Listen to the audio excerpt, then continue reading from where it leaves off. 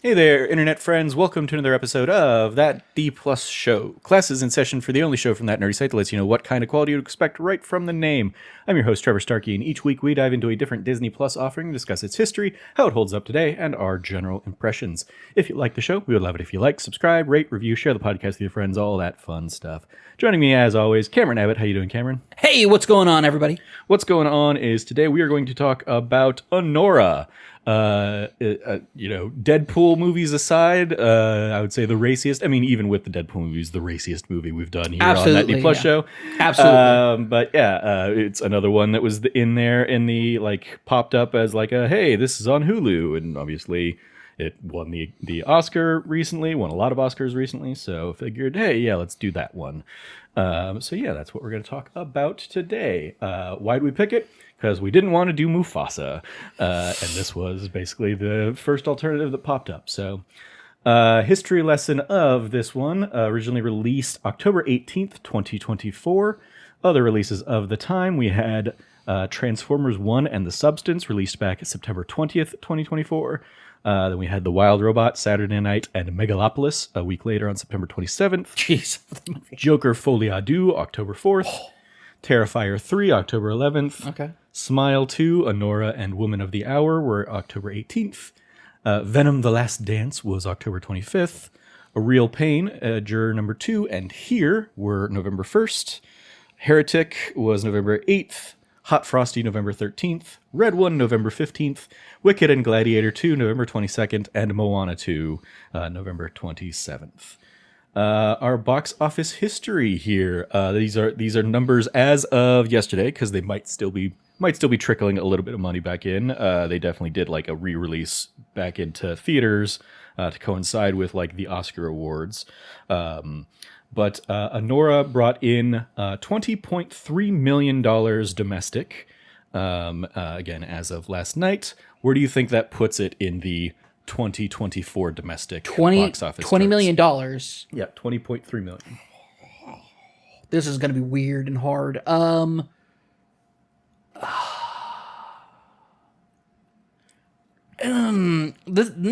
Okay. Gosh, when we're talking big numbers like that, that's way easier to kind of predict. But when we're talking this low, I mean, 80th?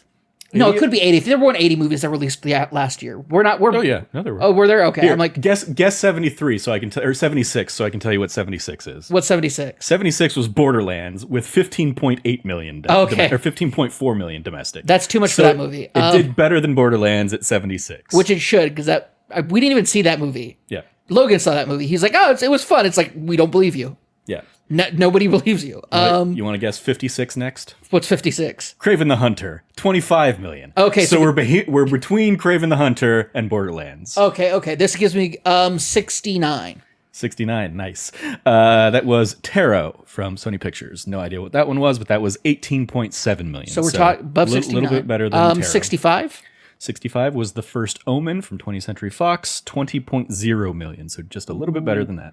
So 66. That's wrong direction. Oh, sorry.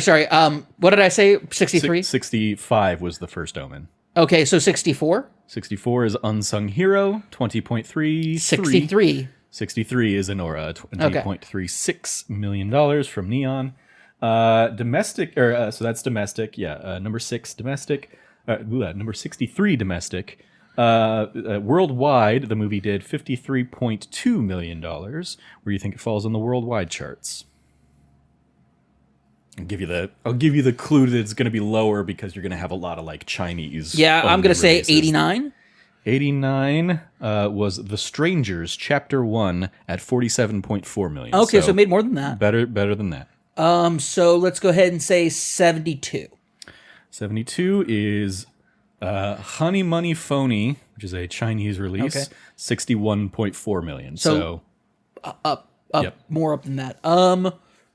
Let's do wait, I just said 60. You just said 72. 72, okay. So let's go 76. 76, We Live in Time, 57.1 million, so a little higher than 76. 78. 78, The First Omen, once again at 53.9 million, so a little bit higher still. Oh, okay. 80. 80 is I, the Executioner, another Chinese release, 52.2 million. So in between 78 and 80 with 79. 79. Yeah, yes. there you go. 79 Anora, $53.2 million worldwide. Has a runtime of 2 hours and 19 minutes. In the Neon timeline of things, we had Long Legs, July 12th of last year, followed by Mother's Instinct, July 26th, Cuckoo on August 9th, Seeking Mavis Beacon was August 30th, Bad Actor, a Hollywood Ponzi scheme, was October 8th, Anora, October 18th, followed by The Seed of the Sacred Fig, November 27th, The End, December 6th, 2073, 12/27, or December 27th. Presents kicked off this year for Neon on January 24th, followed by The Monkey on February 21st, and most recently, The Actor on March 14th. Of those, I had only ever heard of Anora. I heard of The Monkey recently, and Long Legs. Long probably. Legs. And I think I had heard Seeking Mavis Beacon only because I heard Mavis Beacon. Yes, and I was like, same. Mavis Beacon teaches typing? Mavis Beacon teaches. Is it Mavis Beacon teaches typing? It is that Mavis Beacon, who was a fictional character fictional always. character. So, yeah. Anyway. At one point, they made an avatar for her, and she was a black lady. Yes, I do recall that. I remember that. Yep. Our roll call here, the director and writer, is Sean Baker. And I'll just go ahead and kind of tie both his director and writer credits together because he basically writes and directs a lot of his stuff, including projects like Tangerine, Snowbird, The Florida Project, and Red Rocket prior to Anora here. The Florida Project. Why does that sound familiar? I don't know. Never mind. It's fine. I mean, yeah, Sorry, I'm confused with Spring Breakers. Completely different film, I'm sure. Yeah. I mean, might have some similarities. A lot of Sean Baker's stuff seems to center around like sex worker stuff, so it could be, something in the Spring Breakers oeuvre. Spring Breakers wasn't about sex work, but yeah. I know it wasn't, but it had a lot of like sex to it. It did have a lot of sex. Is all I'm referencing there. James Franco. Yeah. We think of him differently now. And but Selena Gomez in a weird like breaking out from the Disney mold role. Yeah. Our cast of characters starring Mikey Madison as Annie or Anora, previously in the series Better Things, as well as the film, of course, Once Upon a Time in Hollywood.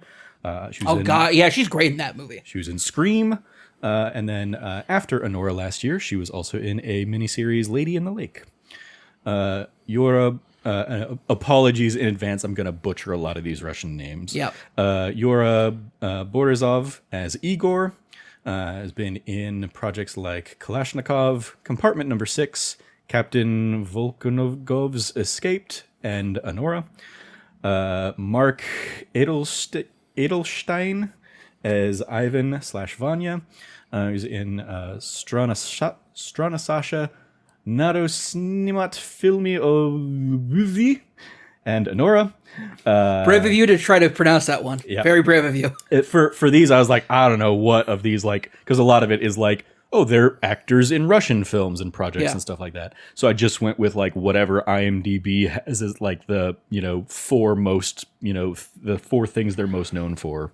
And in all these cases, Anora was like the first one. Karen Karaguyan is Toros or Gulian. He's a regular collaborator of Sean Baker's, having been in all of Sean Baker's films, like Tangerine, The Florida Project, and Red Rocket, Anora being his largest role in that collaboration partnership to date. I believe they went to college together. Vache Tovmasyan is Garnik. He's in previously a film called Lost and Found in Armenia, as well as the series Stone Cage and Golden School before Anora. And then lastly, I just pulled the parents, Daria Ekamazova as Galina Zakharov. Was in Alina. She was in The Americans, the FX series or whatever it was. She's in a handful of episodes of that, as well as a project called Give Me Liberty. And then Alexei Serebryakov plays Nikolai Zakharov. Was in Cargo 200, Leviathan, and the Bob Odenkirk film from a couple years back called Nobody. Yes, that's where I recognized him from. Yeah. Yeah. So some trivia here on the awards front. This cleaned up at the Academy Awards, winning best motion picture, best director, best lead actress, best original screenplay, and best film editing, and then was also nominated for best supporting actor for Yuri Borisov. Mikey Madison's win makes her the first member of, quote, Generation Z, or Zoomers, the generation born between 1997 and 2012, to win an acting Oscar. And Sean Baker's 4 wins in a single night ties Walt Disney for most Oscars won by a person in a single year. And while Disney's awards were split across 4 different films in the documentary and short categories of the time, Baker holds the distinction of winning them all for the very same film. That's really impressive. Because he was the director, writer, best picture, director, writer, and editing. He did film editing as well on this. Jeez, okay. Yeah. I will say the movie is extremely well edited. It's longer than I would like it to be, but it's really well edited as far as like the cuts and transitions and everything. Yeah. Sean Baker said he was already a fan of Mikey Madison's work after seeing her in Once Upon a Time in Hollywood, to the point where he rewatched it just to watch her scenes. While this film was in early development, he saw Madison in Scream of 2022, and with his wife/longtime producer Samantha Kwan. As they were walking out of the theater, he immediately wanted to contact her agent for this part. The F word is said 479 times in the film, the most in any Best Picture Academy Award winner. Basically decided it was going to give Wolf of Wall Street a run for its money. When Sean Baker and Vache Tovmaisen talked about the character of Garnick's backstory, they came up with the idea that Garnick is an alcoholic who's currently sober, but over the course of the movie falls off the wagon when he's given drugs and drink to deal with being kicked in the face. His sobriety is hinted at during the New Year's Eve party when Garnick is seen drinking water. I thought that was a fun little That's such a good detail. Yeah. I love that because and like you see him like fall off the wagon hard. That makes sense. Yeah. Gosh, oh man, yeah. No, there are some scenes that I'll let you finish because I really want to get into this movie. This is the last little bit of trivia I have. And I have this. I saved this trivia for last in a like, hey, Hollywood, don't fucking be like this. Mikey Madsen was asked by director Sean Baker if she did or did not want an intimacy coordinator. Ultimately, there was no intimacy coordinator. Madison said it helped her empathize with her character. She explained, quote, "My character is a sex worker, and so to me, I had seen Sean's films, and I know his dedication to authenticity. I also wanted to immerse myself in that. She wears her nudity more like a costume in a way," Mikey added of Anora. Quote, "She presents herself in this sort of hypersexualized way because it's how she makes a living. And it's just what she has to do. And so I think as an actress, I approached it in a way of it being a job. So I was very comfortable," end quote. There was some controversy about the film after it came to light that Baker originally didn't want to pay the sex workers that were background strippers in the club scenes as, quote, "they were already working," end quote. What? Also, he also refused to let them have an intimacy coordinator when they requested one to make sure their boundaries were respected when dealing with the background actors that were playing their clients. This is all despite him insisting the movie is made, quote, "for sex workers." Actual sex workers have been very outspoken about disliking this film due to not only a lack of research and many inaccuracies in the script, but also due to a lack of respect for the sex workers that worked on the set. There was also some stuff, I didn't pull this bit of trivia in, but there were in the kind of like industry forums and stuff like that, a lot of murmurings came out about like Sean Baker basically dicking over union workers like in IATSE on the project and basically like not letting them work the hours that they needed to work for, you know, whatever healthcare requirements they had. So, that's bullshit. So there's a lot of like, hey, sorry. Like, oh, by the way, yeah, this is episode we're gonna be cussing a lot. Yeah. Sorry, don't listen to this one, fam. Yeah, exactly. This is not one for Cameron's family. Yep. Sorry about that. That's fucked up though. Like that's super fucked up. Yeah, it like I always hate seeing that kind of shit of like, hey, just because you're indie doesn't mean you get to like, oh, like, you know, play by the rules. There was also some things of like, oh, some of the shots were shot like guerrilla style, where like the people that are on like when Toros is going around and like showing the phone to people. Like a lot of people he's asking, like, have you seen this person? Are just people that like That's they fucked found up. on the street and stuff. And it's like That's fucked up. Yeah, I'm not. Because that's gonna haunt that person. Like, what happened to that kid? Yeah,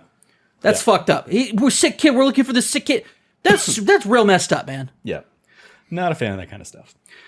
So don't do that shit. Yeah. But yeah, that's what I pulled for the trivia. So yeah, Cam, what did you think of Anora here? This is a movie where I feel, this is a movie that I feel like I'm split on.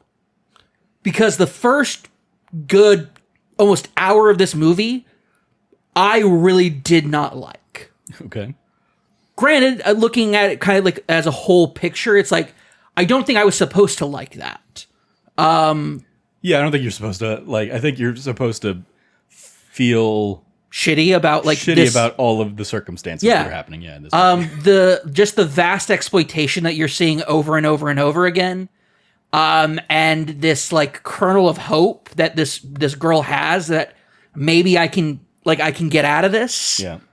This holy shit, I hit the jackpot. Yeah. Like there's so much of that. And also she's so young. She's 23. Like she's young. And this is also like, and it's just the vast exploitation, the way that, you know, it makes you feel terrible.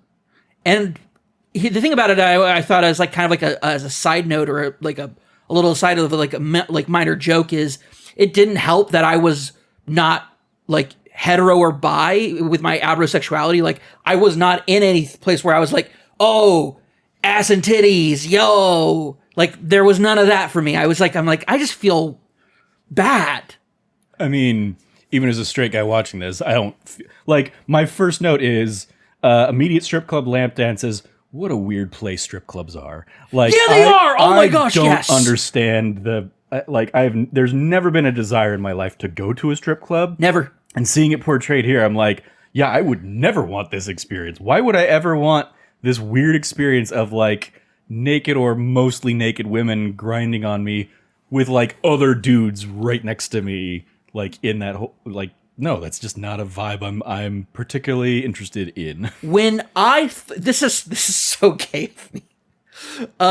When I thought strip clubs were song hits, woman comes out, like the pageantry of like the outfits and like the dance routine and like the pole work. There is like that version of there strip is that clubs, there too. is that. This is very clearly not that version. Yeah, no, this is very much like the whole like this is like a bar, like nightclub kind of scene that has like strip club corners. Yeah, the fact that it's like also I've never understood. Oh yeah, we got some curtains here. No, curtains are not pulled out at all. They're like dudes can just like look to the side and see other dudes. Like that's weird. Like it's weird. That makes the selling point of the VIP room the privacy. Like, yeah, they're upselling that. I get. Okay, experience. I didn't think about it from the business aspect of it, Trevor. Oh, I mean, like that's like I'm impressed early on with how Anora like. In the scene with Vanya, she's basically like talking to him for like 30 seconds, and then immediately is like, you want to take this to VIP. Like she is a saleswoman. She knows what she's doing. Yeah, she's going through the routine. Saleswoman immediately pushing for the VIP room was my note there. Yeah, for me is so like my thought is like I'm like would I have enjoyed this part of the movie more if if hetero had been active in my spectrum at the moment of watching that movie. But hearing you say no, I'm like, cool. Like I said, the thing I always like as a like younger guy was like fascinated by is like, well, yeah, of course, like I want to go because I like, and then part of it's like, I want to see who wears the best outfits. I want to see who has the best dance routine. I want to see I want to see the pole work. Like, and it's like, yeah, nope. It's like my interest in strip clubs is not what people go to strip clubs for. Granted, there are burlesque shows, which are more for that, which, is cool. Yeah. Also, I would just like, drag shows are great for this reason because that's what the whole deal is. Sure. Then on a lesser extent, burlesque shows, and then on a very lesser extent, strip clubs and fictional strip clubs. And now, but this is dealing with real strip clubs, which is basically a cover also for escort work. Yeah. Which I did know. Like I've known sex workers throughout my life, and I do know that there's a pipeline of stripping to escort work. Because like it's sex work. It's sex work. Yeah. So yeah. My third note is the quote, "Dude, he's 40. He's literally geriatric." Ouch, as somebody who just hit 40. I didn't even think about that. That was so close to home. I was like, you suck. You suck, Anora movie. Yeah. Fuck.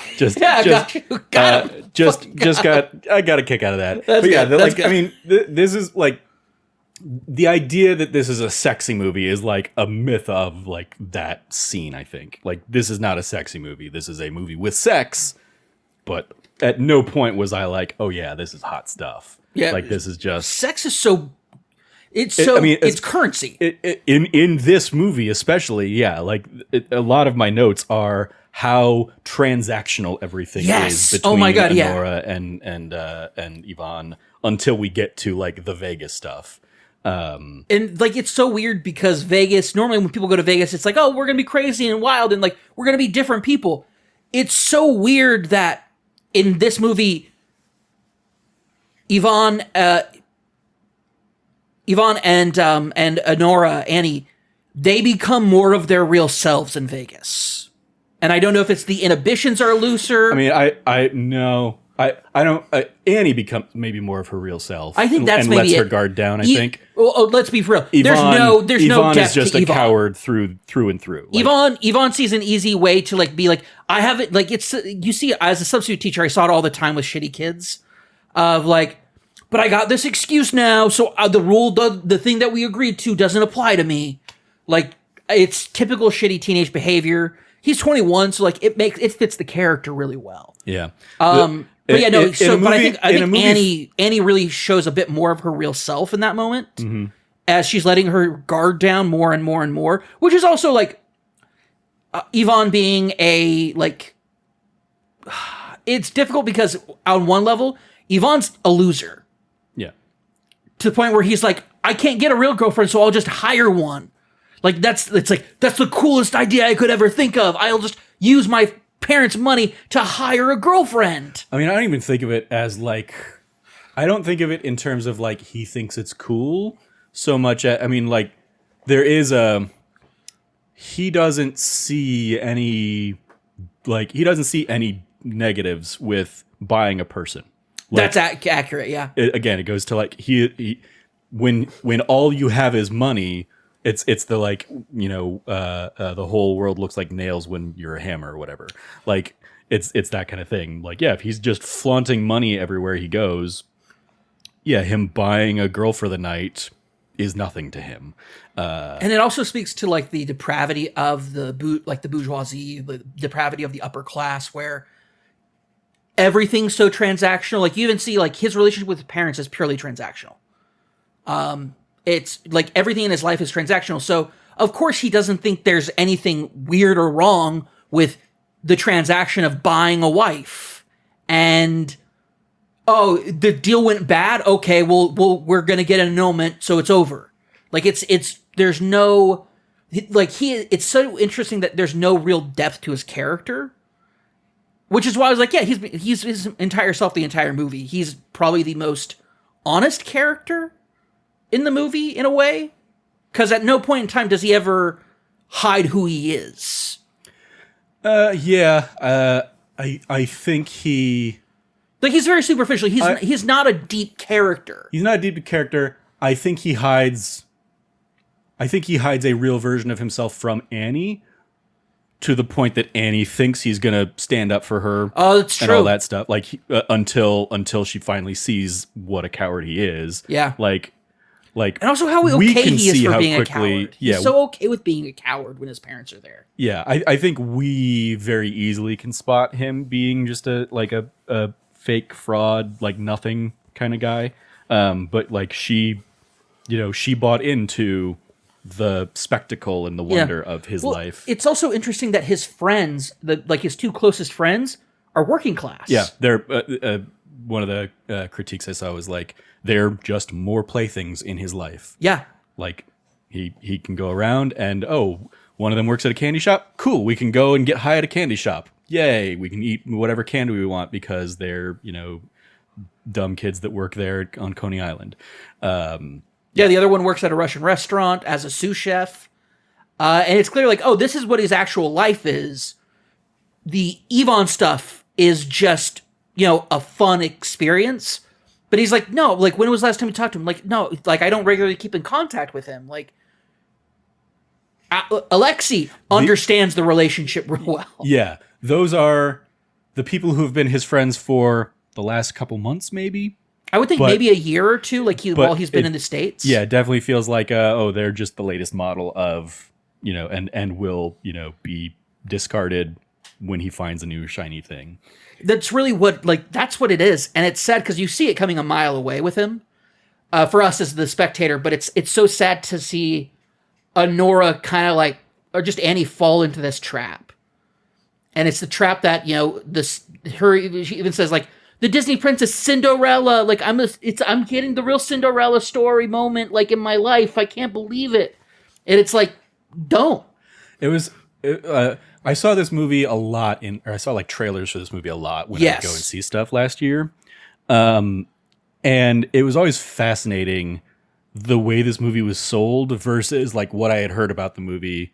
Cause it had done Cannes like early last year. Yeah. So I had I followed Dan Merle on YouTube and stuff like that. And he had done like a review of it, I think out of Cannes or something like that, or one of the early film festivals. So like I had heard his thoughts on the movie and like the idea of like, yeah, it's like a modern Cinderella story, but it's very much subverting a modern Cinderella story kind of thing. But the marketing is all, it's a modern day Cinderella and like Mikey Madison's, breathtaking and all this stuff. And the whole trailer is, but it is like, the Vegas bedroom scene is the trailer. Like, that's it. Like 5, 6. And it's like, they're in love. And it's like, no. Yeah. It is the whole movie is like, the other shoe dropped. Yep. Starting post marriage when the Armenians show up Dude, when the mom calls, Toros, and he's like, no, I heard the rumors. And it's like, I saw him 2 weeks ago. And it's like, it's only been 2 weeks since New Year's. Yeah. Like, this is, we're still in January. Like, this is still great. In 2 weeks, because it's like, the week after New Year's. Yeah, it's like when we, even throughout the movie, I forget that it's still January until the end of the movie when they come back and it's snowing. Yep. Well, it's just, there's something so really great about, so like the entire first half of the movie, it's like, or the first like third of the movie, it's, okay, for me, this is where I'm like, I'm really falling off on it. I don't, like, this is not love, and I know that. Mm-hmm. And I feel like the movie's trying to be like, look at this love, and I'm like, I'm not feeling that. I'm not buying it. And then the other shoe drops, and in my opinion, this is when the movie gets good. Yeah.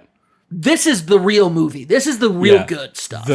For me, the movie really picks up when Yvonne runs out of the house and goes fleeing.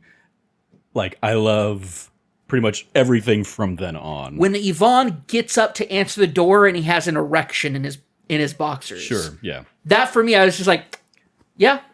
Yes, they did stop mid-sex. Yeah, they did. So he still has an erection. But when they do that, and then he looks out and he goes, like, fuck.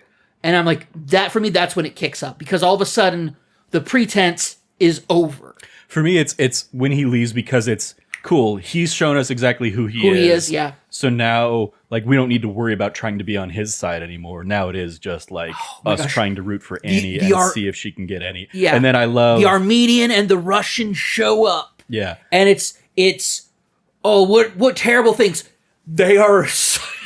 And then it ends up being this the reason Yora Boris gets nominated for Best Supporting Actor in this is because he ends up being this weird like emotional heart who sees through the bullshit that like Annie's telling herself. He sees through the bullshit that the Armenians are telling themselves. Like he sees the truth of the situation and is just trying to like just keep his head above water on it. yeah, just trying to like be a good guy. And Which is so when she bites him and it's just like, and he's like, fuck you, I'm tying you up. Yeah. Phone cord, doing that. What's his name? Gavik or Garvik. Garvik walks in and goes like, what are you doing? And it's like the most Garnick. Garnick, yeah. It's the most compromising situation. Yeah. And he's like, no, you don't get it. And this is the best part I love about it is every new person who walks in is just like, no, you do not want to let her go. Yeah. She will go nuts. It's the killer rabbit from Monty Python. Monty Python, yeah. It's that aspect of like, ridiculous. That shouldn't be a problem. And then like Gavik gets kicked in the nose and just kickstarts his fall throughout the rest of the movie. Gets a concussion, like a really bad concussion. Like she like clean breaks his nose. Like it's bad.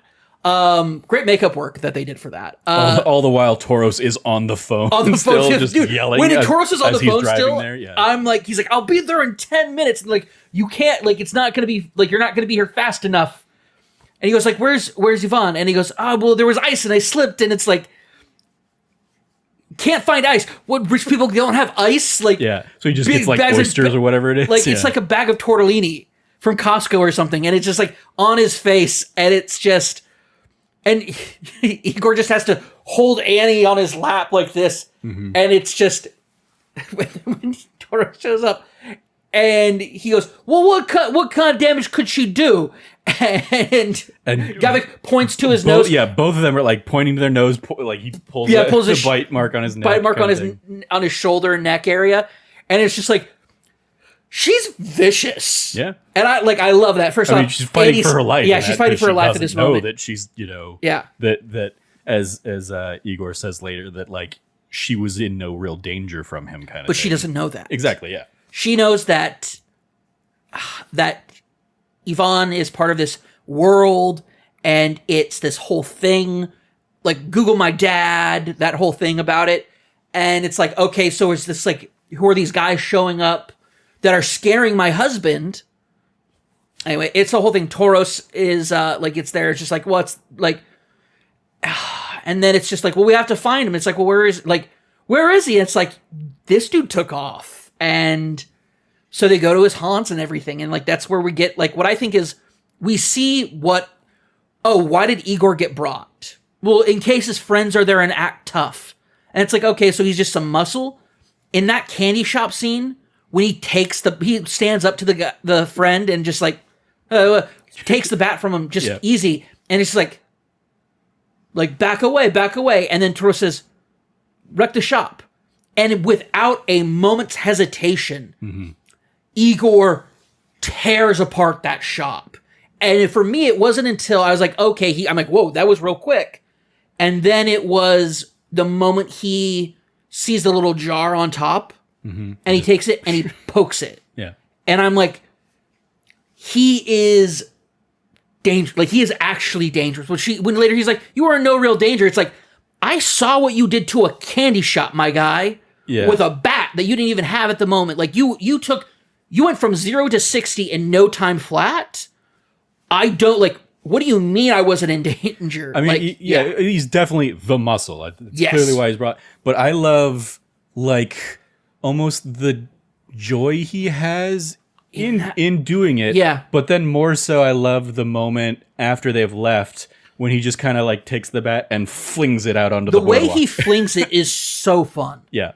Just the way he, like, playing with it, like, whoa.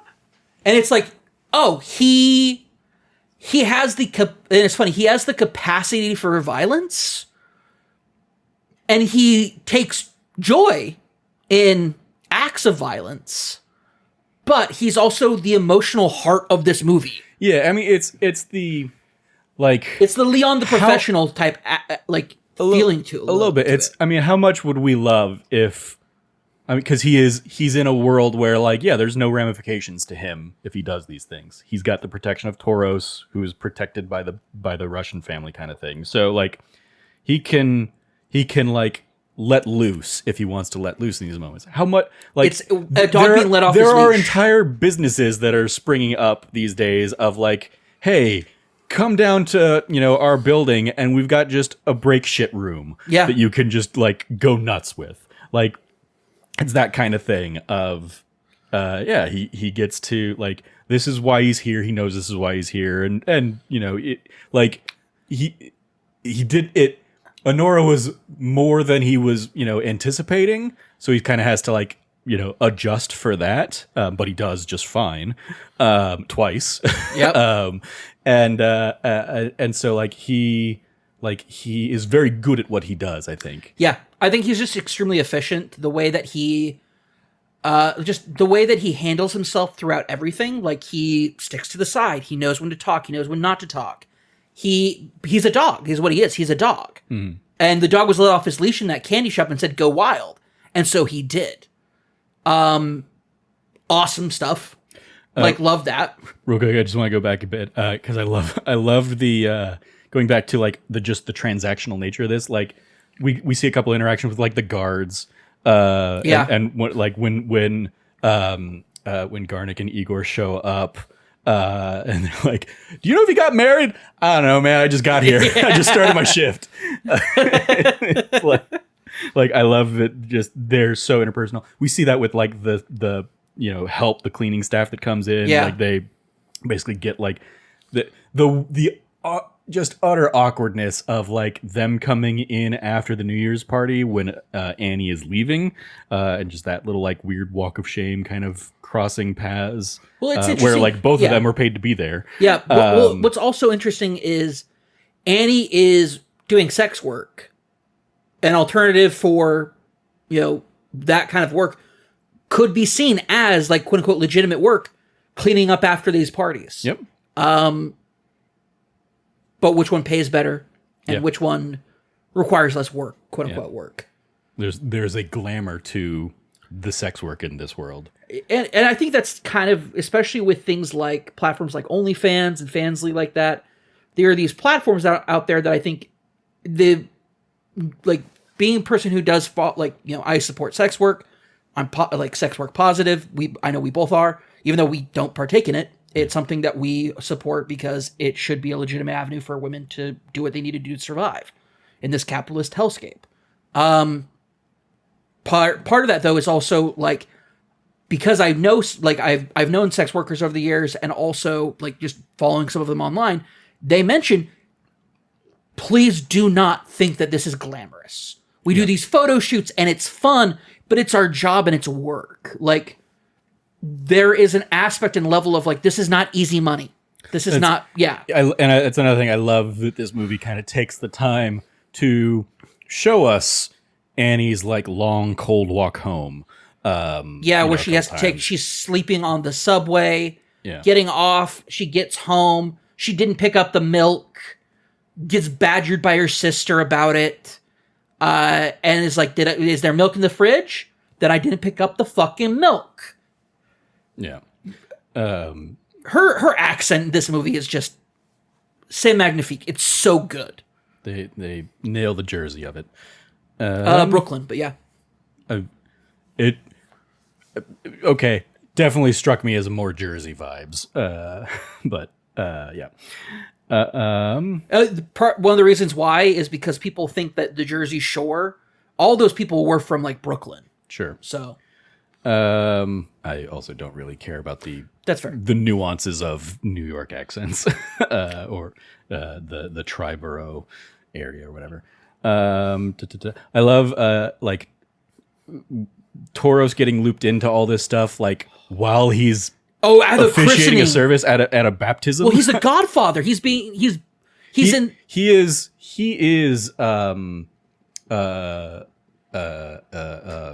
Ivan's godfather, it seems. But yeah, he is there like in the church doing a baptism. I'm pretty sure he's standing in place of the Godfather between the father and the mother. Oh, okay. While she's holding the baby for the christening, because then he's supposed to be basically take his oath as the Godfather. Okay, I saw that more, just especially given like the garb that he's in compared to others, as like he was more of an efficient role. But that's It may be. I don't know. It's also I haven't been to a baptism in many years. I've certainly never been to an Armenian baptism. Armenian Catholic baptism, yeah, or like Orthodox, like Russian Orthodox. Yeah, no. But I love that whatever happens. I love that like he gets the like photo of the marriage license mid baptism, and he basically just has to leave and awkwardly So awkward. get out of Later, there. he's on the phone with her, talking to somebody. He goes, "Well, I know them. I know. I know the son's mom is upset. Like, I know that. Like, and I thought it was talking about Ivan, and I realized, oh no, he's talking about like because he says, I'll talk to his mother later." And I was like, I don't know if this is Ivan or if he's talking about the baptism he just left. Like, I think he's talking about Galena. he might be talking about Galena, yeah. Yeah. For me in that moment, I was like, oh, because at first I thought he was talking about his brother, talking about like that, but he wouldn't say, he would say like our mom, if that was the case. So I was like, maybe it's the Godfather, maybe he was the Godfather, maybe he's the officiant, but either way, it's a hilarious scene. Yeah. I think that this is where like the movie gets fun and funny in a lot of ways, because it's just a comedy of errors. It does a great job kind of balancing fun with also Toros comes in and basically says, here's how we're going to fuck up your life. Yeah. Like, we need to make this right because these are very rich and powerful people, and there's no way you come out of this good. Like, we're going to do what we can. We'll give you a green card marriage fee, all that stuff. But he's very much like the carrot and the stick, leaning much more heavily on the stick. And it's like the humor comes in that he's doing all of this and thinking like he's talking to a very rational girl. And so as soon as like, you know, We think he's talking to a gold digger. He thinks he's well, she technically is, but he thinks he's talking to a person who did this rationally and thoughtfully, Yeah. and not impulsively. Because she's also just 23. Like, Yeah. these were two young kids who did this stupid shit. But, like it's wild. Like, it's so wild. Though. Like the nobody having a grasp on Annie's character except Igor. yeah. Igor figures her out, and at that point, she never like. I think this is a good transition to talk about like how Igor kind of falls for Annie throughout this movie, as he observes her just not take the bullshit. Like I'm going to talk to my husband, and I'm going to like because we're in love. Like I don't care what you can say. But I need to talk to him. That I like the combative language. The language in a lot of movies is like fencing or jousting, like tit for tat, tit for tat. This is like what real battles on like fields of war are like. Just artillery, like verbiage artillery being thrown back and forth at rapid pace, interrupting each other, like very much like real arguments. And it's like, God damn, like it's good. The way that this is done, the acting is just so good in these scenes where I can tell who's saying what, and I'm not getting lost in it. Like the sound editing on this is really, really damn good. Yeah. We go on the adventure to try and find Ivan, as we touched on some of that already. I like that eventually they do sort of pick up his trail against all odds. They start like flashing his picture, and people are like, yeah, we had to cut him off 20 minutes ago, or yeah, he was too wasted, we couldn't let him in, kind of thing. So I like that. And yeah, all the while Garnick's getting way worse to the point that he's puking in the car. Dude, when Igor hands him the pills and says, okay, but don't take them all at once. Or don't eat them all at once. Immediately, in mouth, crunch, crunch, swallow. Mm-hmm. And later we see ramifications of like what is clearly a concussion this guy's gotten. Because the kind of like puking that he was doing isn't like, oh, I took something in upset stomach. It's, oh, he has like, it's bad. Mm-hmm. Yeah. Although so one of my favorite things is Annie sees the scarf that Igor offers her on the boardwalk. She sees it as like a threat because it was her gag. Yeah. You brought that like you brought that thinking you were gonna have to tie me up again kind of thing. And I think it's like maybe it was good, maybe it was there to tie you up again, but hey, it's cold. I don't need to do that. You're cold. Take the scarf. You're gonna need like you need to wrap this around your neck, otherwise you're gonna be freezing. Yeah. And he asks, he's like, is it real mink? And she goes, no. He goes, oh. She goes, it's real sable. Yeah. It's much classier. It's real Russian sable. It's much classier than mink. And it's like, okay. Like, immediately, it's this girl has now had the taste of finer things. And it's what she's always wanted, the glitz and the glamour. And this is the real shit behind it. He knows that. And he sees her having to learn this the hard way. And just like he slowly he takes a real liking to her, whether it's romantic or just, pseudo platonic in some way, or he's just because at the end of the day, he's a grandma's boy, is what we find out. He's a grandma's boy. She goes, oh, like she makes fun of him saying like he's a drug dealer because that's the only way that a loser bum like him could get that kind of a place. And he goes, it's my grandmother's apartment, and I live with her, and those were her drugs. I'm not a drug dealer. And eventually, it's her car, too. And it's her car, too. The idea that also what I love about it is, like, we imagine, oh, he's this Russian gangster. And it's like, the drugs were his grandma's, legitimate drugs. He lives with his grandma and drives her car, her jalopy. And I'm like, there's a lot of, like, college-era Cameron vibes going off in this. Living with my great aunt, driving the car, like... driving the jalopy. Mm-hmm.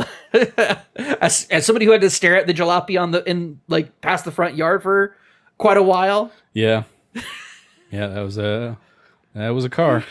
I rhinoed the hood. Yeah, we eventually we do pick up. They run into or they get word that he has made his way back to the strip club. Like Annie's nemesis immediately throws herself on him, and this bitch is drinking Yoo-hoo. Oh, I didn't. It's glass Yoo-hoo bottle. Okay. Like what? What? She's like sipping it through a straw every time we see her. She has this Yoo-hoo bottle. At first, I thought it was just like some like water bottle, like club soda, or maybe a booze bottle. But then when she comes in at that moment and she talks about how Yvonne's there, she sets it down. I'm like, that's a fucking Yoo-hoo bottle. Yeah. This bitch is drinking chocolate milk. I love how quickly, like when Annie gets there and like basically slaps Diamond in the face. Yeah. Like how everybody's like fight, and all the girls like get off their johns and like go to. Listen, as somebody who substitute taught at a middle school where a fight broke out, this could not be more that. Yeah. This is 100% a schoolyard fight breaking out here. Shout out to the boss also being told like Annie's back and she's fighting Diamond because Diamond was dancing on her husband, and it's like the juice. Yeah. The tea is immaculate in this moment. Like the fighting is just like everything you want, or not want, but everything you end up seeing in like a schoolyard fight. I took the note. They get to the courthouse. And I just have the note here. Igor just enjoying the show at the courthouse. While like, because you've got Annie basically trying to make her case in front of the judge. You've got the lawyer learning new facts that basically he's like, well, we can't do shit. This happened in Vegas. I can't do anything here. Yep. When she says, these two have come to be annulled.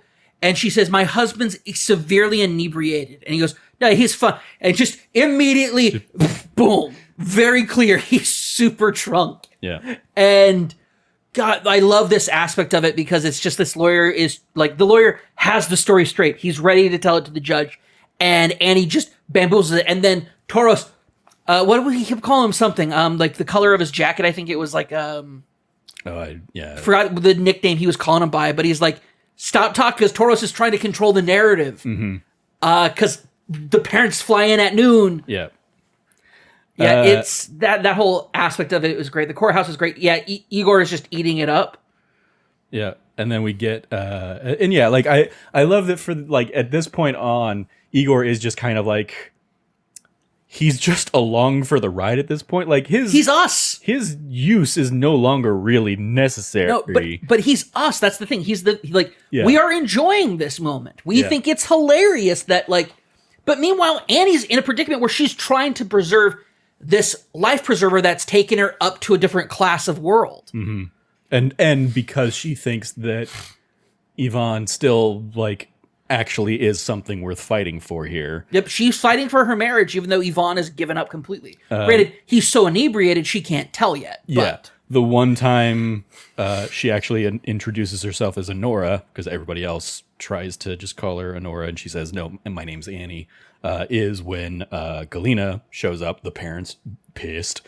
Well, the dad couldn't give a shit. Yeah, well, yeah, I love, that's my note here, Galena, obviously the real power, which, like, had already been seeded out, but, like, I love the reflection of that being, she goes in on ahead, and then Toros is like, the wedding happened in Vegas, like, they need to get it, like, we need to go to Vegas and get a divorce kind of thing. And I love they come in behind, and Nikolai, the father's like, Toros has something to tell you. Which also shows his dad's also a bit of a coward. Yeah. Or like I don't see him as a coward so much as like he doesn't want to deal with this shit that's either. Right. Like, well, no, the entire time he's looking at his phone, dealing with whatever he's dealing with. Yeah, I love him cracking the fuck up when later. Anora, oh god, it's the best. In the Trevor, when I tell you proceeding. I rewound that scene 4 times to rewatch it because that's my favorite scene in the entire movie. Yeah. Well, one of them, but yeah. It's just he does, like, he's on his phone. He's dealing with whatever he's really supposed to be dealing with. But because his son decided to marry an escort, his wife is pissed and has taken him across the globe to have to deal with this in person. And it's like, he doesn't want to be there. And then immediately when Galinka? Galena is the mom. Yeah, when Galena shows up and immediately, he is a mommy's boy. Anora tries to introduce herself, does that, says, excuse me, and I'm in my mind, I'm like, the real move here would just be to sit off to the side, let them chat a bit, and then when she pays attention to you, then you speak to her. But this is the thing, I saw her get off that private jet, and I immediately knew she is a quote-unquote queen figure. Yeah. You respect her time and her distance, and when she chooses to address you, because that's how you play the game. Anora doesn't know that. Yeah. Like, so much of this is like, this is 5 levels above Anora's class level. Yeah. So like, she doesn't know how to handle any of this. She doesn't have like, and I get it. She's 23 and she thinks, well, this is my mother-in-law. And she says, but also, like, to her credit, neither did Toros or Gornick. Like, they also completely fuck up the interactions with them. Oh yeah. Like, I love my notes there. Like, I love, again, like, my notes here. Anora screaming, I didn't sign a prenup. So, and then like we see Igor's like hiding a smile kind of thing. Yep. But then, on the plane, Garnick, high as a fucking kite, like comes in and is like, thank you so much. I'm so happy to be part of this family. And everybody's like, read the fucking room, man. Toros is like, read the fucking room, man. Like, puts him. And then Toros comes back and does Yes. it completely stone cold sober and like does the exact same thing. Yep. It's like, so yeah, I don't fault Annie at all for not knowing how to behave in this kind of situation when the people who are, 1 degree of separation away from it also are fucking it up. Yep. Well, I think what's interesting is, so Galena's like, fine, we're going to get back on the plane. And Annie's just like, no. Because she says, I need to talk to Yvonne. And like when Yvonne's talking to her and he goes, yeah, it's over. And it's like, oh, this is who he showed us who, as the audience, we know who he really is. This is Annie having to come to terms with it. And then her grasp is, well, I didn't sign a prenup and I'm going to sue you and I'm going to sue him. I'm going to sue you, all that.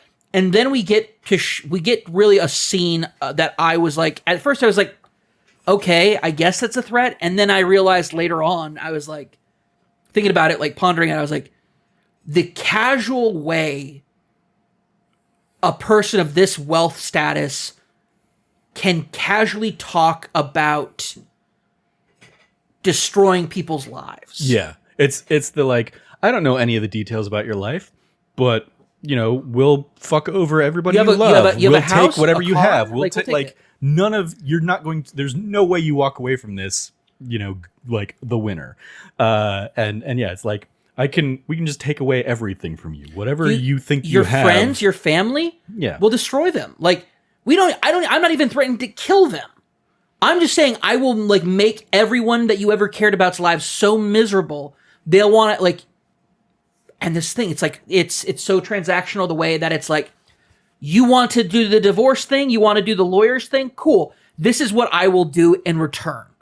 And in this moment, Annie finally gets smart and realizes it's her marriage is over for sure. She knew that already, but she knows she has no cards to play. Or so she thinks at this moment. Yeah, I love the, like, she sees what a coward Ivan Vanya is, but she still gives him, like, one last chance to man up and, like, stick up for this. And when he doesn't, she's just like, it's fucking done. Like, yeah, let's go sign the paperwork. For me, I'm better off getting you the fuck out of my life. Yeah. Like, thank you for this wake-up call.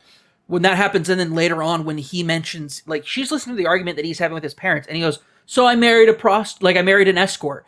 And in that moment, she goes, I actually was nothing to him. Mm-hmm. And she gets angry and yells at him. And you see him cower away. And it's just and she gets shooed back to the other part of the plane. Where the passenger... Igor gives her a drink. Yep, Igor gives her a drink because he reads it immediately, knows this is what she needs. And that's that. And then they get to Vegas. They pull up to what I'm sure is as many chapels as there are in Vegas. I'm sure there's as many like annulment clerk offices. Yeah. And like they get it all signed off and finalized. And I'm like, is Annie gonna pull anything here? Is she gonna? Nope. She signs it. She knows it's over with, and that's fine. And then Igor does something that I did not fucking see coming.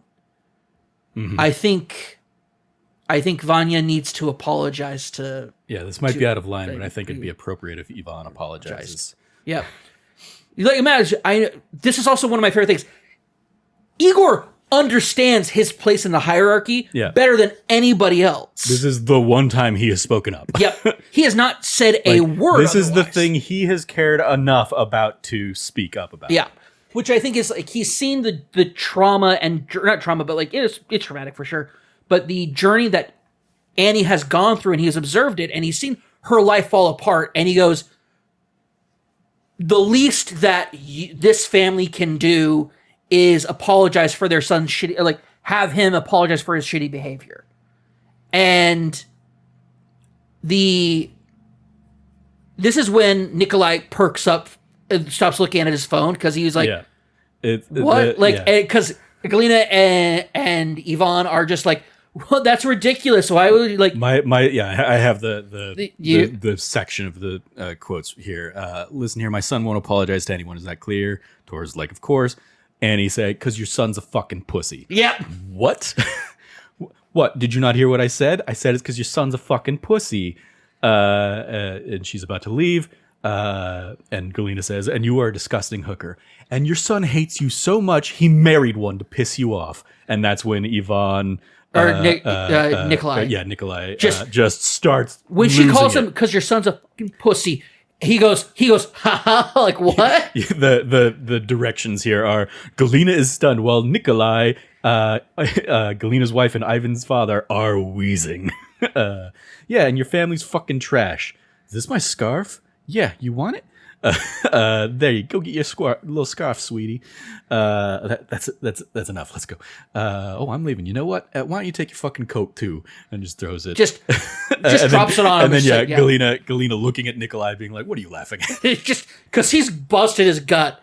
Like I said, I rewatched this a couple times because Nikolai now is us. Yeah. Igor has taken his place back into the narrative. Now Nikolai is us, and we're all laughing at it because the audacity. They just threatened her. They took her across the country. But she has a moment where she has a card to play, which is, you think I was the problem, but you're the real problem, and your son actually hates you. Yeah. Like, your son's a coward, so he won't say it. He'll be like, oh, mommy, is this from the new collection? Like, that line kills me because I'm like, oh my God, he's a fake mama's boy even. Like, he's just so fake. He's such a fake mama's boy, and it's just... Oh, yeah, no, like... Anyway, but yeah. Real quick, just as Ivan kind of is written out of the story here at this point. I meant to say it earlier, but it's telling that in a movie where he's like just the shittiest of shitty people, the thing that I hate about him the most is how he holds a video game controller. Yeah, he sucks. I was like, what when the he's fuck are you tapping doing? the buttons, and I'm just like, what are you fucking doing? What is this claw thing you're doing? Like, what the fuck are you doing, man? Like, it's always a pet peeve of mine in movies and stuff where where somebody's playing a game or something like that. It's like what game are you playing? We're tightening up the pushing those buttons like that. We're tightening up the graphics on level 7. Especially because we see at one point, and it looks like he's just playing like Gears of War or something like that. It's third person shooter. Yeah. Yeah. So I'm like, the fuck, like, what is he doing that he's holding the buttons like that? You idiot. I don't know. Maybe a quick time event. I don't know. Yeah. Anyway. But yeah. Anyway, at this point though, he says my favorite line Yvonne has ever said: "Goodbye, America. Mm-hmm. This is for you," and just like leaves the coat for the clerk. Yeah. Like that entire scene is my favorite scene. Well, it's my favorite comedic scene in the entire movie. It's my favorite happy scene in the movie. Like the moment Igor speaks up, I think this might be out of line. Like I'm mentioning this. I understand I might be stepping out of boundaries, but I also have the good graces that I haven't said a fucking word the entire time that you have been here, that I've been on your plane. I've never said a word. So I have the good grace of it being like, you have never heard my voice before. I'm speaking now. You said no. Okay. Like, there's no way my son's going to apologize to her. And at the moment he goes, okay. Because he knows there's no changing that. There's no argument. He made a request. It was heard, denied, and he's walking away. Like I said, he's the heart of the film, but he's also the most savvy of aware of the situation that anybody is. Yeah. There's also this weird element where even despite all this, like, money is such a drop in the bucket to them that, like, they still give her the, the 10,000, like walk away fee kind of the green card fee or whatever. And it's just like, yeah, we're not going to fly you back on our private jet anymore, but Igor will fly with you back to New York. He'll get you home. He'll get the money for you in the morning kind of thing. Like, they basically like, hey, we're done with you, but we're still going to do all the things we said we would do to make this, also, to quote unquote, make this right. You'll stay at the house for the night, but you have to be out by morning. Yeah. Like it's a fucking hotel. Yeah, everything's so drop in the bucket transactional for these people, and it's disgusting. Yeah. But yeah, no, and and then we get like the scene where Igor's trying to show Annie that he like, hey, like I think you're actually something. I love that scene, and that's another one. That's another one I have like pulled up in front of me in terms of like the script. In part because it starts with like Igor revealing to Annie and us, the audience, that like it was his birthday when all this shit starts. Dude, and that kicks fucking off. blew. I was like, oh shit. He goes, oh, happy fucking birthday. He goes, oh no, not now. Yesterday was my birthday. Yeah, and she's like, you can see she feels like, fuck, like that's shitty that he had to like. Yeah, he was in Vegas on a turnaround trip. Like, yeah, no, it was just like, yeah. But he's also the only person. Like my reading of it is yesterday. His birthday was when he shows up at the mansion. All of that stuff. Shoot, yeah, okay. Because all that then like overnight is when they find Yvonne. They take him to the courthouse in the morning. They like go to the airport, go straight to Vegas at the airport. Yeah, so yeah, it's basically like. It's to and from Vegas on that day. So the day before yesterday was the day that he showed up at the mansion with Garnick. Yeah. And so yeah, maybe like with that in hindsight, maybe him smashing up the candy shop was just a little birthday present to himself. There you go. Because he had to work on his birthday. Yeah. Anyway, yeah, but we get the scene where it's like it's really good. There's some weather reports being told. Something that jumped out at me is the conversation about names and like the meaning of names, and Igor specifically calling out that his name means warrior is like, I don't know if he's doing it consciously, but I think it's definitely in the movie consciously as a warrior. The complete opposite of that fucking coward Yvonne that we spent the movie hating. Like, so I like that he's just in name alone, but obviously that goes over Annie's head because she's immediately like, it means hunchback, thinking obviously of a much more famous Igor. But then but then they have like nice little banter with like Touche touche. Try learning English before you go to French. So good. But one of my favorite things is that he says, well, what's your, like, Nora, what does that mean? She goes, like, we don't fucking care about it. It's like, no, she knows what her name means. I don't know if she does. I think it does, because when he starts going through it and he mentions light and these very positive things, these very kind of quote unquote pure things, it's in clashing with her armor, her costume, her persona that she's chosen to wear, which is, I'm a confident, powerful woman who uses sex because that's my weapon of choice. Yeah. You know, and I think to say, oh, your name means something innocent and pure it's also, I think, part of like the purity culture and everything else about it. Like, she's just been told multiple times that she's a hooker and escort. Yeah, I mean, I'm curious there, because so the line is, so it means pomegranate fruit, light and bright. So I don't know. I don't necessarily read purity as any of those things. Okay, that's fair. I wonder if that's something that like you're putting on top of it. It could be from those words. Could be, but it might also be something that is kind of there at play in the scene. But yeah, like it is, because she does immediately dismiss it of like, or like pomegranate fruit, light. Yeah, I'm not interested in the conversation, dude. And bright. It's good that you're not part of this family. Did I ask for your fucking opinion? Then she gets into and then they get into the like, you would have raped me yesterday if not for this. And his response like, no, I wouldn't have. Yeah. And she goes, well, why wouldn't would you? Because I'm not a rapist. I love that being like, yeah, that's of course. Like, no, that's like, there's something repugnant about that. Like, absolutely. I mean, we know that it is, but he's explained to her like, because I'm not a rapist. Like, I wouldn't do that. So immediately, sex is not a weapon for him, is what he's saying. Yeah. You were never in any real danger, though. Like, it's okay. You can, like, look back on it. Like, it's fine. And then she's like, no, because you would have raped me. Because, yeah, they were in a compromising situation, for sure. And like, yeah, no, and, like, who's to say, like, you know, I don't want to put the rapist label on any other character, but we don't know what would have happened. Like, but Igor is basically just like, I can't believe you would think that of me. She goes, you have rape eyes. Yeah, you have rape eyes.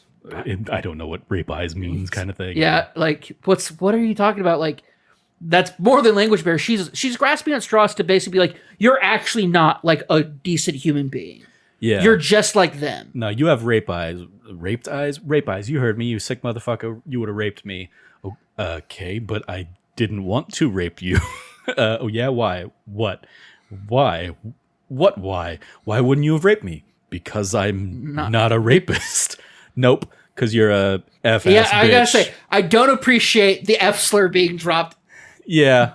In the context that they're using it, it's meant to be playful about it, but at the same time, it's not okay. It's fucked up. I didn't care for it. Yeah, I mean, it is used with intent in this movie as like, yeah, these are not people of polite society. They're going to say the slurs that like other people know to not say or shouldn't say, kind of thing. Because they also at some point drop the N-word when there's not a black person inside or anything like that, and it's just like completely bereft from the actual intent or tone of the word. And it's like it is just the like underground like culture kind of thing of using those words. It's tough New York, in part because they're not appropriate words. Well, when she mentioned it earlier, she used or they are still like, I mean, yeah, they use F-ass bitch as a, this is the worst thing I could call you. Yeah, well, very much in the like, she calls him that in the restaurant as an insult, and later she's basically playing a joke on him, like, oh, you want to rape me because you're. Yeah, because you like men. Because you're gay. Because you're gay. You like men. Yeah, and it's like that's the most childish response she could have given, because clearly she expected him to. She expected him to be transactional about her, like exerting power, exerting authority, and like, yeah, no, I wouldn't have done that because that's not what. Like, I'm not the person who would do that. I'm not somebody who would do that. And it's like, okay, cool. And then we get the morning scene. They go to the bank. They're on their way back. She goes, you know what? This car, it's a lot like you. And he goes, oh, yeah? Do you like it? She goes, no. He goes, it's my grandma's car. It's like, great scene. And then we get at some point in time in the ruckus of everything, he swiped the ring Yeah. because it meant something to her. Yeah. And so he gives it to her. And it's not like, I was going to keep this, but here you go. It's a straight up like, I've been waiting for the right time to give this to you because it's yours and you deserve it. Yeah, it's like a make good. It's I'm sorry you had to go through all this. Like, you didn't deserve to have this happen to you. Yeah. And she goes, Then he goes and like gets her bags and does drops everything off. She just sits there in the car. Well, she has the door open initially and then she closes it after he gets out of the car. Okay. Because he thinks she's getting out of the car. He takes her bags up and he goes, "What's up?" And he goes back and he gets back in the car. He goes, "What's up?" And immediately she begins to initiate sex. Yeah. Which is that's such a fascinating choice, but it's done deliberately because this is her tool. This is her control aspect. Yeah. She does this in her and Vanya's relationship too. When they have sex, she initiates and she takes control. Yeah.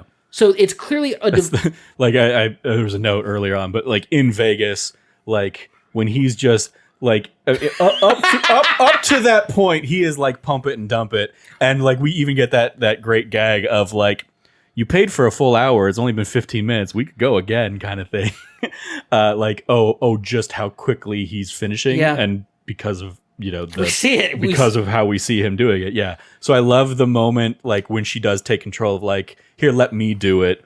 And he kind of like, that's when he has this moment of like, I think I'm in love with you kind of thing. It's like, all right, had actual meaning. Like how much sex have you actually had before this dude? That's why I was like, I think he's a bit of a loser. Like he's But yeah, in this, the end sequence here, we have her initiating, the sex. The sex. It's weird. I'm the most like uptight prudy of prudes anyway. So she initiates, and like he's like, obviously, yeah, we've seen him kind of become smitten with her, so he's not going to turn it away. But when he tries to actually like embrace and go in for a kiss, something that Yvonne never bothered with at all, like that's what like breaks her, and she just, it's because she fights him off, she breaks down. Well, it's interesting that you're right, 100% this is what happens, but she has control of the situation, and then the one thing she can't control, which is none of her clients tried to kiss her. Yvonne kissed her when they got married, but they didn't really kiss before then. In this moment, he has let her know, I'm not seeing this as transactional. Yeah. This is not I gave you the ring, now we have sex. It's a level of intimacy that is not what she does. She never has intimacy in her sex. And this is something that like a lot of sex workers talk about how like intimacy and sex are two different things. But yeah, like, and it shows in this moment, he goes, "Oh, I'm not like, this isn't sex for me. This is intimacy." And she rejects it. And then she fights it. And he, as he has every other time she's fought him, just kind of takes it and like lets her get this out of, like, basically lets her get what she needs to get out of her. Like, he's not trying to fight her on this. Nope. Like, he recognizes that like this is clearly hit a nerve. She needs to do what she needs to do. And then when she kind of turns into just bawling, he holds her. Yep. He does the one thing that he can do, which is, and this is the thing.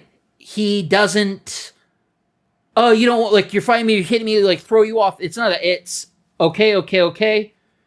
I know what this really is, and embraces her and just lets her cry on him.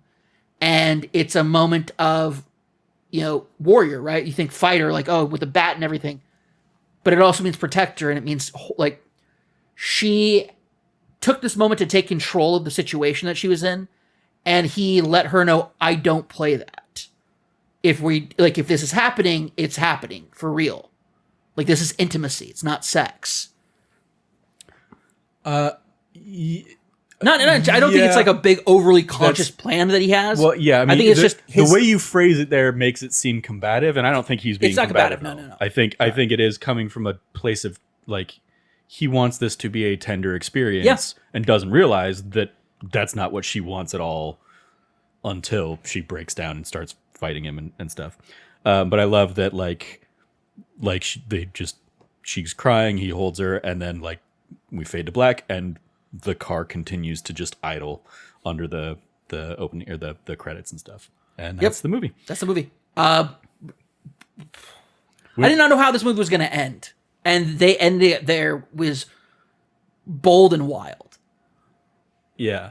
I mean, I figured we were probably heading towards some sort of thing like that, following the, like, once the Russian family is kind of out of the mix.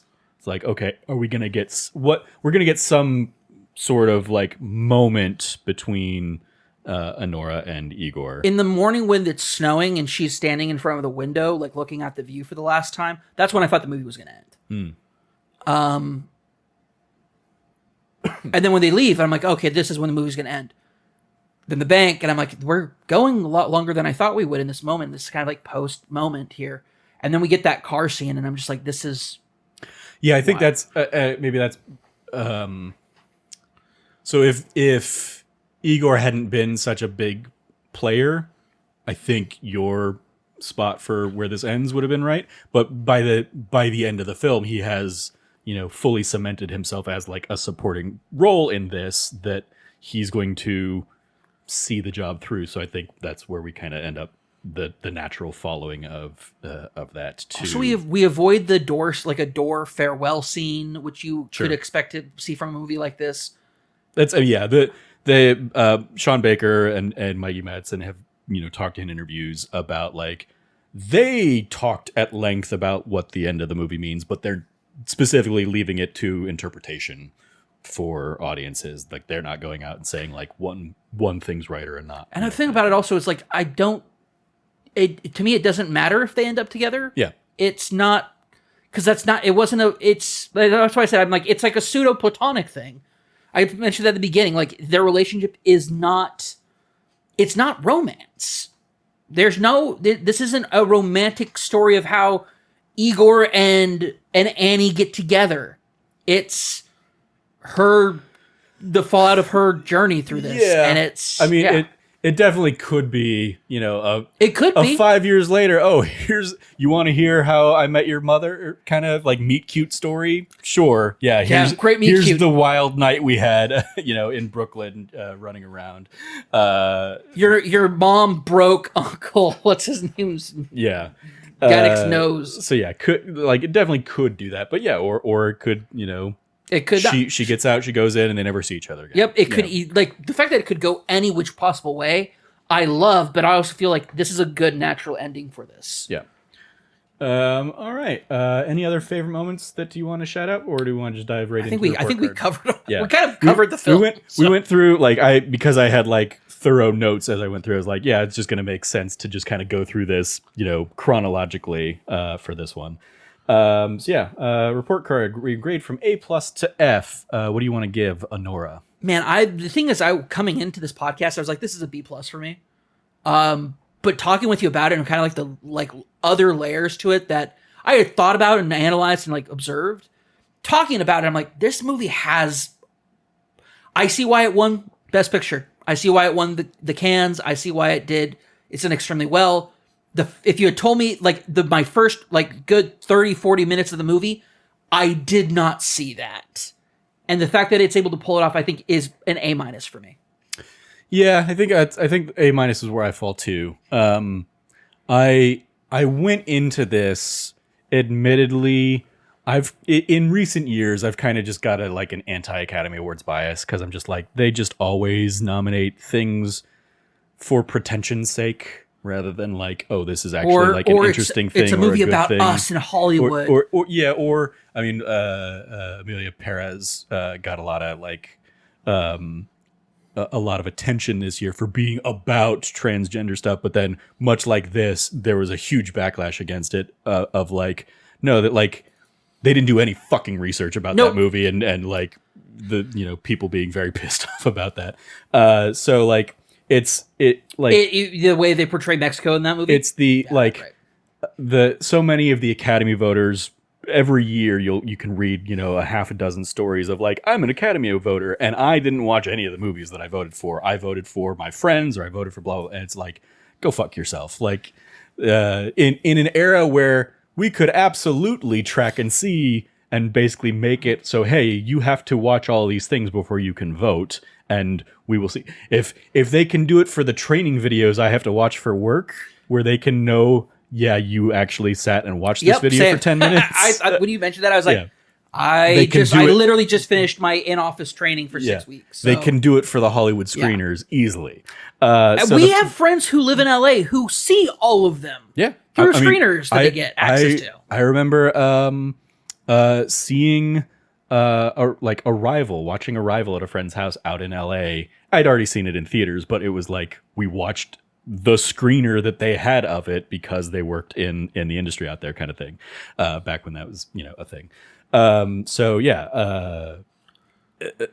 with all that said, like I kind of went into this being like, okay, I had seen obviously so many of the the trailer for it so many times. I'd heard good things, but I was kind of like, I don't know how much this is actually going to resonate for me. So I was surprised that I actually really enjoyed it, and I thought Mikey Madison was very, very good in it. She's fantastic. I didn't see like all of the other performances from the year, but like certainly a worthy best actress performance. I don't know, like there are some elements of the script that just didn't really click for me. Like there are some really, really great scenes, and we touched on a few of them, but then there was a lot of like filler or nothing, and like I think a lot of that was by design, especially a lot of the Yvonne stuff is like he's an empty character, so of course he's talking about nothing. But yeah, so I was kind of like hit or miss on some of that stuff, and then I was a little annoyed after the fact reading some of the things I read about the movie in terms of like the it's an artiste, he's a voyeur kind of blah, blah, like, no, go fuck yourself. Like get intimacy coordinators out there. It's not just for the one person. It is for everybody on the set to have that kind of experience and feel safe.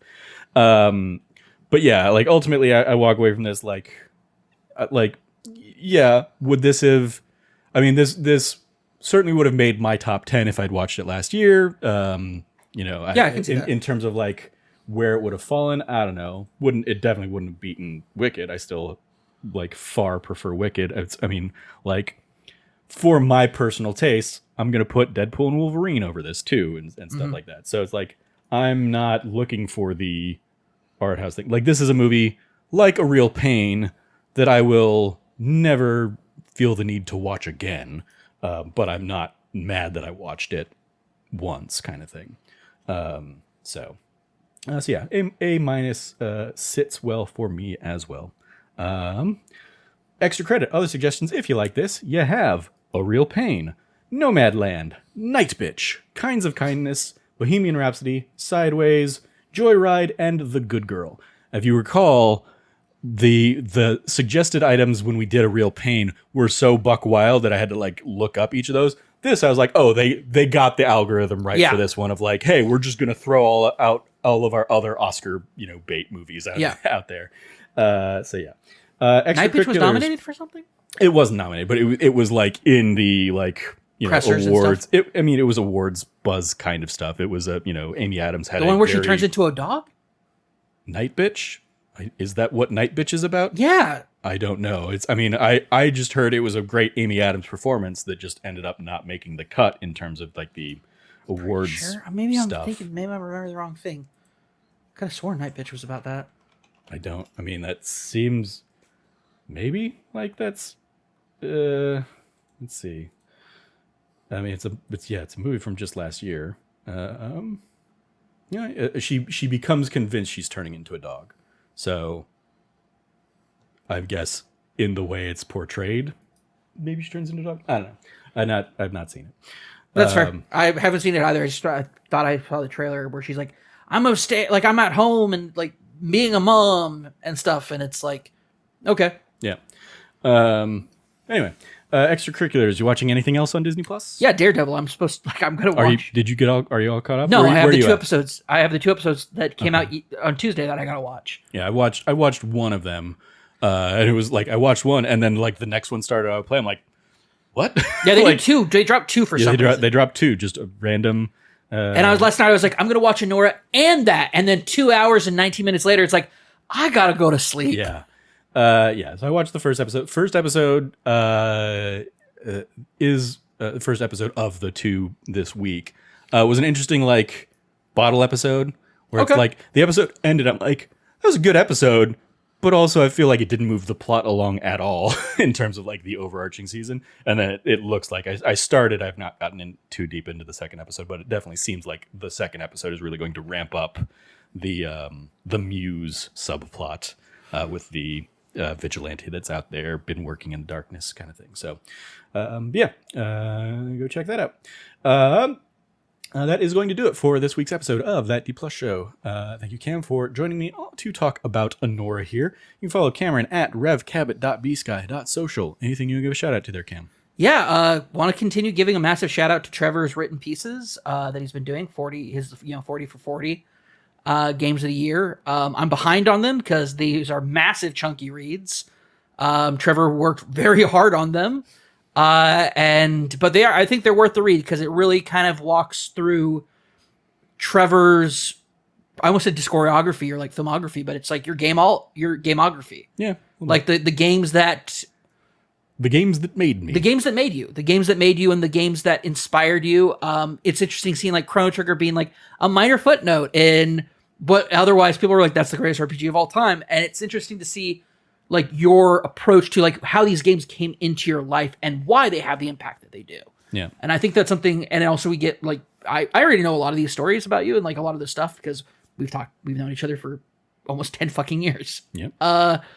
So when it comes to like that aspect of actually, is it going to be 10 years this April? Yep. So in like a month, basically, it'll be 10 years that we've known each other. Yep.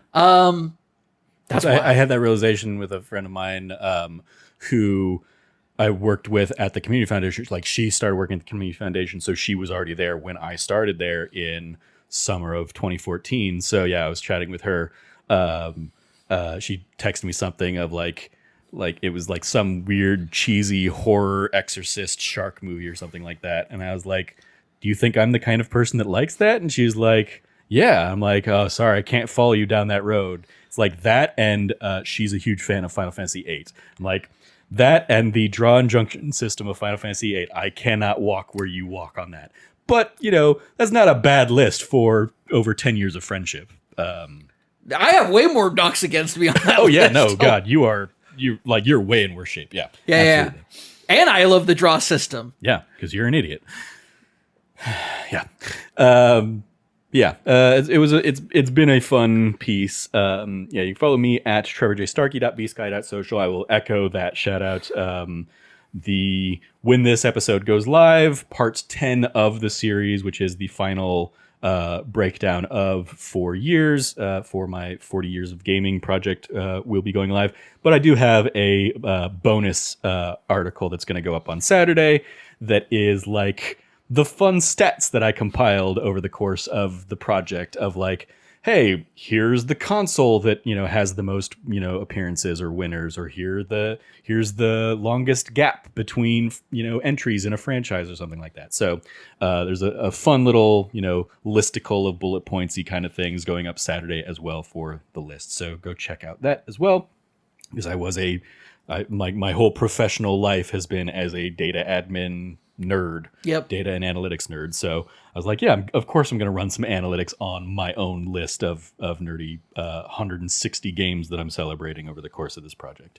So yeah, go check that out. Thank you to the people that have given me some good feedback throughout already. It was definitely a big, long labor of love that I, decided I wanted to do back in January. I was like, hey, yeah, I'm going to be turning 40. I have not written anything in a while. I talk about that even in the piece, because especially in like the last couple entries, we get into like, hey, here's when that nerdy site started up, and here's what our original ideas were for that nerdy site. And obviously the pandemic changed a whole bunch of things. And so I touch on like the fact that the last written review that I really did was Final Fantasy VII Remake. And then I just was at a point where I didn't want to do writing anymore too much. So apart from like the annual, best of lists, this was easily the biggest. I mean, even with those annual best of lists, this is the biggest writing endeavor I've done. I want to say when all was said and done, it comes out to like 89 pages, including the little like bullet point, like your stat sheet, stats and stuff like that I pulled together at the end. 89 pages of a Google Doc. So shout outs to that project and all of the fun I had and the fun like memories and like looking back that I had, because it is a mix of like, hey, here's parts of my life that people who only know me from the gaming space don't really know. Yeah. Because like you said, like most people that are gonna ever read this might know me from the last 10 years of my life, and that's it. Because they like, my life has been very compartmentalized, and before I was doing video game stuff, I did theater stuff, and before I did theater stuff, I was doing, I did college, and before college, I've always been I kind of leave like one group behind, and then it's kind of like a clean break. So when high school ends, I don't really talk to my high school friends anymore, and I make new friends in college. When college ends, I kind of disregard that and make my theater friends. When theater ends and I kind of move into gaming, I don't really talk to my theater friends anymore. I still see them occasionally when I go out and see shows and stuff, but my life is very much, people who know me for the last 10 years aren't going to know a lot of these old stories of my early days. I think despite the fact that I've recorded hundreds upon hundreds of podcasts at this point. That's kind of the crazy thing. It's like, as much as we've done podcast content, there is it really is the stuff we choose to share. Yeah. Or that's relevant that we're talking about. I think this is also fascinating to read, because I think this is better than like a top 100 list that people make. I don't want to diss those top 100 lists. I've never made one because it's way too much work. Yeah. But for me, this feels more like this has, I feel like, a deeper level of time and chronology that a top 100 list, because it can change depending on how you feel about things. This is like definitively for this year, these are how I order these games, and this is the best game of that year based on who I am now as turning 40. Yeah. That avenue and that window into an introspection of that is what I'm finding so fascinating about this read. So. Yeah. And it was, there were a lot of different like variations and ideas I had about this as I was pulling it up. Basically, the first thing I did was like, let me pull up kind of year by year lists of games and let me figure out how many games I want to kind of call out. And especially in those early years when it was really just like the NES, there were a lot of things where I was like, I can't find more than 4 games that I would actually want to celebrate in some of these early years. And even some of the ones that I celebrate in those early years, I'm like, this is on here just for the sake of filling out the 4th game on this list. I think I touch on the idea that like the Mega Man games or the Double Dragon games are kind of in that bucket of like, I played this game, I don't really have a particular emotional attachment, but just looking at the landscape around it, these are what gets, versus like, you get to like 2020 and there were like 3 or 4 games that easily I could have slotted in as, celebration games for that year as well. So there are some times where, so it was a lot of like, do I do 5 games a year? And I was like, that's going to be way too much. And also there are some years where I'm just not going to have 5 games that I want to actually, give some love and celebrate to. So 4 ended up being like the nice, here's one winner and a few runner-ups. And even throughout, like when I do the runner-ups, there are a few years where I'm like, hey, I'm also going to give like a tip of the hat to this game, which just misses the cut. And here's a little blurb about why that one, but it's not one of the official, whatever. So it was a very fun, months-long project that I've been working on. And it was, it was definitely an interesting approach. It's that also stems from the fact that like part of my whole, like, it has been a very conscious thing almost my entire life that 1985 is both my birth year as well as the year that Nintendo makes its way to the US. So it's like the era of modern gaming starts anew there. I also had an Atari. Pitfall just misses the cut, because it predates my birth. But that would have been another game that could have made the list kind of thing. For sure. And so yeah, that it was a very fun project to tackle kind of over the course of the last few months. I think that counts as your shout out as well. Indeed. You can follow all of us over at That Nerdy Site, or go to thatnerdysite.com for all the latest from us, including all those pieces. Next week's episode will be a short little solo episode. I'm going to be in Disneyland next week. So I will do, as has been my tradition on my Disney trips, I'm going to do an episode of Behind the Attraction. This will be Behind the Attraction Part 7. And specifically, this one will be looking at the Indiana Jones Adventure Ride, which is ironic because it is closed right now at Disneyland. So I will not actually be able to go on this ride while I'm there next week, but I can watch an episode of Disney Plus. Do me a favor and go on Pirates of the Caribbean, because when we went last time, we didn't go on Pirates. We didn't? Nope, we never went on Pirates last time. It was always closed when we went to go on it. Oh, okay. You, Logan, myself, and Frank, when we went, every time we're I like, believe we're on you. our way over, it's like, oh, it's closed. Yeah. I mean, it's possible. It definitely backs up and has its issues. Yeah, Sure. I will find my time to do that. Especially because you can't go on Indiana Jones, because we went on Indiana Jones like twice. Yeah. That ride rules. Yeah, the big one I'm looking forward to is Tiana's Bayou Adventure. Oh my gosh, it's going to be so has cool. opened, so it'll be my first time going on that since the Splash Mountain closed. So yeah, there was at one point I was like, oh, maybe we'll do like The Princess and the Frog in honor of that ride opening, but then it was like, well, I'm not going to be going to Disneyland to see that ride anytime soon, so didn't bother. But yeah, so you can, follow me on Instagram and stuff like that, Trevor J. Starkey, if you want to see pictures that I post from the park next week. But yeah, otherwise I'll be back. We'll have the episode next week on Indiana Jones Adventure, and then beyond that, I believe we're going to do a Complete Unknown, kind of come back into this like Academy Award buzz, because that is also out there on Hulu now. And the week after, apparently, we're watching Night Bitch. I'm joking. No, not planning on throwing that one into the mix now. So yep. If you like what you heard, once again, please like, rate, review, subscribe, share the podcast with your friends, all that fun stuff. Thank you as always for joining us. Stay nerdy, be good to each other, and class dismissed.